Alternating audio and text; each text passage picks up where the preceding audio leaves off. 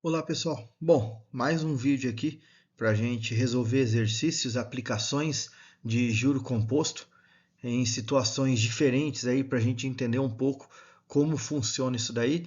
E só relembrando, vou fazer aqui aquele resuminho básico das aplicações que a gente tem. Então, normalmente, sempre em juro composto, a gente usa a fórmula do montante. Então, a gente sabe que montante é capital 1 mais I elevado a N.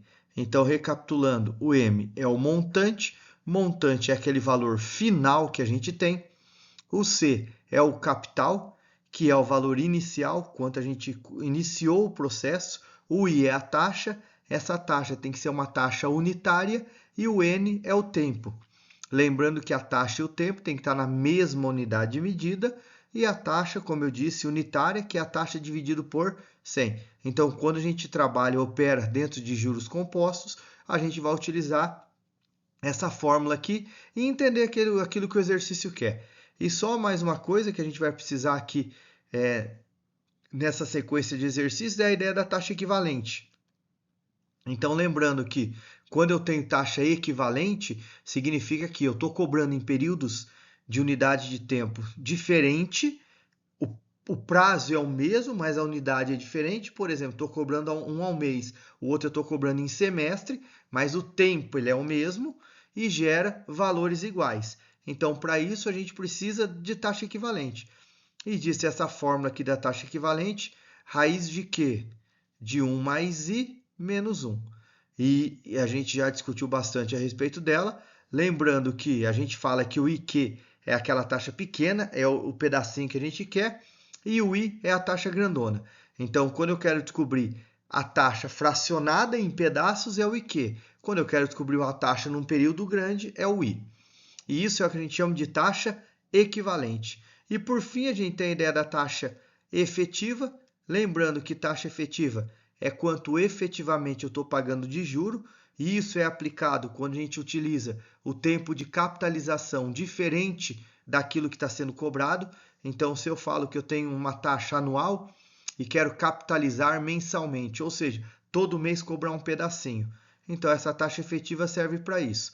Então, vai ser o I dividido por Q mais 1 elevado a Q menos 1. Então, é essa fórmula que a gente utiliza para calcular a taxa efetiva quando a gente precisa chegar num valor aí e saber que está sendo cobrado em períodos diferentes para saber quanto no final a gente ganha. Então, essas três fórmulas a gente tem aqui na aplicação do juro. Essa para calcular o montante, a taxa, o tempo, o capital. E aqui quando a gente opera com as taxas. Então, vamos na prática para ver isso daí. Bom, no exercício 10, vamos retirar as informações. A taxa equivalente, ó, composta mensal. Então, ele quer uma taxa mensal. E ele fala que essa taxa que ele tem aqui é ao semestre. Bom, conforme eu disse, se a taxa é ao semestre, isso é o que a gente chama lá de taxa grande. Essa taxa mensal é aquilo que a gente chama de taxa pequena. Então, na verdade, ele quer descobrir o IQ. Ele deu o I, que ele falou que é 10,3826 ao semestre, e daí a gente precisa determinar quem é o quê. Se a gente for pensar em termos de prazo, a gente não tem uma taxa semestral, eu quero transformar ela em mês. Quantos meses eu tenho dentro do semestre? 6. Então, o meu Q vai ser 6. Assim, já dá para a gente aplicar a fórmula. Vou colocar ela novamente aqui, e Q é raiz de Q de 1 mais I menos 1. Lembrando que taxa unitária. Então, como é que vai ficar essa aplicação? O IQ igual raiz sexta de 1 mais 0,103826. E por que 0,10? Porque é taxa unitária. Menos 1. Vou colocar exatamente do jeito que está aqui. Vamos relembrar? 6 shift, porque eu quero raiz quadrada, acento circunflexo, abre parênteses, 1 mais 0,103826, fecha parênteses, menos 1 igual. Fazendo isso daqui, a gente chega no IQ numa taxa equivalente de 0,0163 5,9. Tá aqui. Eu vou até colocar para a gente verificar isso daqui. Como eu vou trabalhar aqui com 3 casas, eu vou parar aqui. Como aqui é 9, a outra fica 6. Então, eu vou ter 0,0166. Multiplicando isso aqui por 100, eu vou ter 1,66% ao mês. Tá lá, 1,66% ao mês. O que significa isso? Que se eu cobrar 1,66% ao mês, durante 6 meses, é a mesma coisa que eu cobrar 10,38%. Então, essa é a diferença aí que a gente tem. Bom, o próximo exercício, aqui ele dá um monte de informação, então aqui nós vamos ter que fazer de forma separada aqui para a gente não confundir. Então aqui ele fala assim, um bem durável foi adquirido em uma empresa e pago da seguinte maneira, entrada de R$ 3.500. Se é uma entrada, gente, não precisamos fazer nada com ela. Então eu vou até pôr aqui, ó, a entrada de R$ 35 mil. Deixa ela quietinha aqui que nós vamos usar ela só no final do exercício. Por enquanto ela não serve de nada para a gente, porque nós não temos que fazer nada. É pagamento à vista, é dado entrada, então a gente não tem que fazer nada. Daí ele fala, ó, que o primeiro pagamento no valor de 15 mil, então vamos pôr aqui, ó, primeiro pagamento, valor de 15 mil, isso é capital. Valor de 15 mil, tá lá, para pagamento numa única parcela em 120 dias, então o N, 120 dias, ou seja, a mesma coisa que 4 meses, juros compostos e de 2,5% ao mês. Então, olha lá, vou até marcar aqui no canto, juros compostos. E depois ele coloca mais, então esse aqui já é o segundo pagamento, vou até mudar de cor aqui. O segundo pagamento, vamos ver o que acontece aqui no segundo pagamento. Ele fala que nós temos um capital de R$ 30 mil, está aqui, para pagamento de uma única parcela para 3 meses. Agora ele fala que é juro simples, de 24% ao ano. Lembrando, se é juros simples, eu tenho 24% ao ano, eu posso falar que isso é a mesma coisa que 2% ao mês, porque é só dividir isso aqui por 12, porque é juro simples, certo? Depois ele quer saber o valor total disso daqui, ou seja, é aquilo do final que eu falei, que depois a gente vai somar os valores. Então vamos voltar para cá.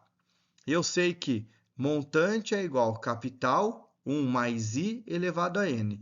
A nossa taxa e o tempo já está na mesma unidade, taxa unitária, então o montante vai ser 15 mil, abre parênteses, 1 mais 0,025 elevado a 4. Colocando exatamente do jeito que está aqui na calculadora, 15 mil vezes, a gente chega no montante de 16.557,10. Tá lá. Esse é o valor que a gente tem aqui, e 10 não, desculpa pessoal, e 19. Esse é o valor que a gente tem aqui dessa primeira prestação. Na segunda prestação, se é juros simples, juro é igual, vou até marcar aqui, vamos marcar. Juro é igual capital vezes taxa vezes tempo. Então, substituindo, o juro vai ser 30 mil vezes 0,02, taxa unitária, vezes 3. A gente chega num juro de R$ 1.800. Só que isso é o valor do juro. O que interessa para a gente é o montante. Então, quem vai ser o montante? Não é capital mais juro? 30 mil mais 1.800, 31.800. Tá lá. Então, vamos lá. Vamos vir para cá agora. Já tenho a entrada. Vamos agora para o primeiro pagamento. 16.557,19. Vamos para o nosso segundo pagamento, 31.800. E daí ele fala quanto a gente vai pagar por tudo isso. Se eu somar tudo isso daqui, a gente chega no valor de 83.357,19. Tá lá. É isso que a gente vai pagar aí pelo bem, considerando todas essas formas de pagamento aí que foram apresentadas. Então fizemos os cálculos de forma separada e chegamos aí no resultado. Próximo exercício, o exercício 14. Vamos aí retirar as nossas informações para ver aquilo que a gente tem e o que ele quer descobrir. Uma loja financia um bem de consumo no valor de 3.200. Então, isso é o valor do capital, 3.200. Para pagamento de uma única prestação de 4.049. Isso é lá no final. Então, isso é o montante, ou seja, o bem custa 3.200, ele aplicou juro nesse período e a gente vai pagar 4.049 no final de meio ano. O que é meio ano? Meio ano é a mesma coisa que 6 meses. Tá lá. Ele quer saber a taxa mensal disso daqui. Então percebam que a gente colocou todas as informações. Agora vamos na prática. Montante é igual capital 1 mais I elevado a N. Vamos substituir o que a gente tem. 4.049 é igual a 3.200 vezes 1 mais o I que eu quero descobrir, elevado a 6. Então, vamos pegar isso que está multiplicando, jogar para lá, ele vai dividir. 4.049 dividido por 3.200, isso é igual a 1 mais I elevado a 6. Lembrando que isso é um coeficiente, vou mudar de cor aqui só para ficar mais fácil de a gente entender. Nós vamos ter o valor de 1,2653125, tá lá, coeficiente, no mínimo 6 casas. Isso é igual a 1 mais I elevado a 6. Agora eu vou pegar esse 6, que é potência, jogar para lá, vira raiz. Raiz sexta de 1,2653125. Isso é igual a 1 mais I. Vamos novamente, já fizemos, mas vamos novamente. Calculadora, 6, shift, acento circunflexo, 1,2653125. Aqui não precisa do parênteses, porque é um número só, tá? E aperto o igual.